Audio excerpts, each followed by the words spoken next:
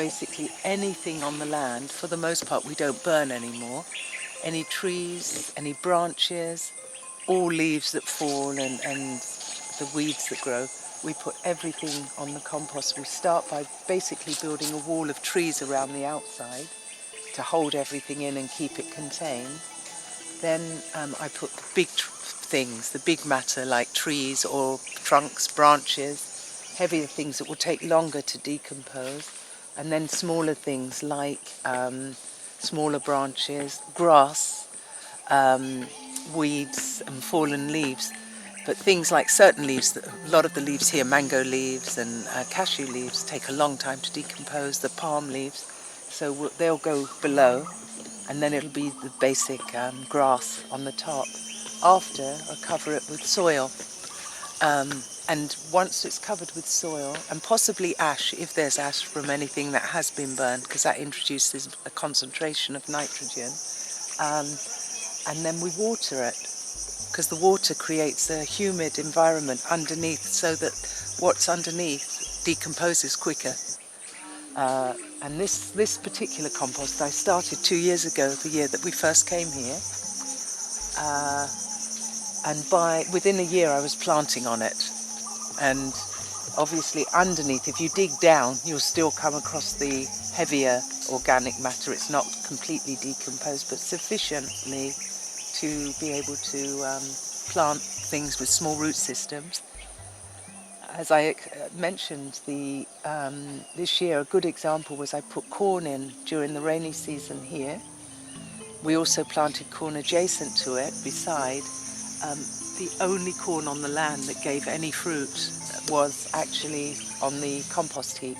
And every single corn that I planted on the compost heap gave at least one ear of corn, which was great, and nothing else did. And that's not because they were bad seeds, but because the soil here is very deplete.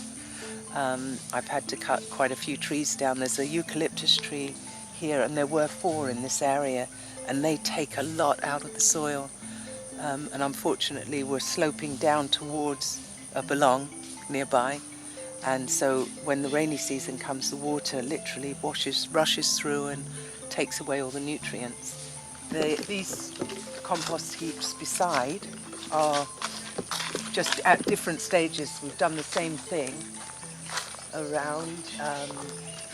This one was probably the second one to be done, and it's now at a level this is only about a year old, but I've just started planting on here. It will need to be built up, and it's an ongoing process. It hasn't finished just because we've covered it in soil. When we get more leaves, they'll be covered over again and again. So that's this one. This one's had one layer of soil over the larger organic matter. Now we've put all the grass weeds and things that have been pulled up, and that we'll cover that with soil. Organic goes on there.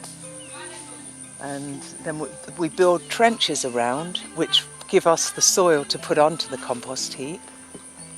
And also, when it rains, because of the water draining off the land, it actually rests in the trenches, in the canals around. It's old of us throwing food waste, etc. So on this pile compost just beside, there's papaya trees that just sprang up. The compost, one of the compost heaps, we use palm trees as the wall around the area. And I found that decomposed very quickly, so it basically starts to erode away. If you stand on it, possibly it crumbles rather than keeping everything contained in one area. And in addition, the termites really eat, and it introduces termites to the compost heap, so you're risking ruining the root system.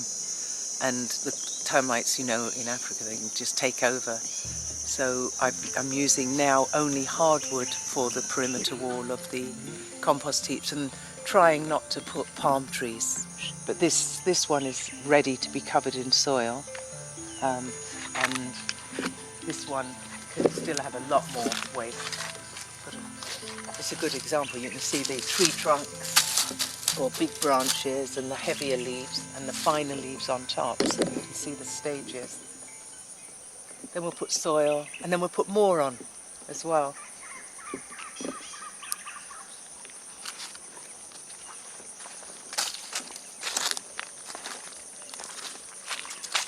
This is really at the very beginning of the next one.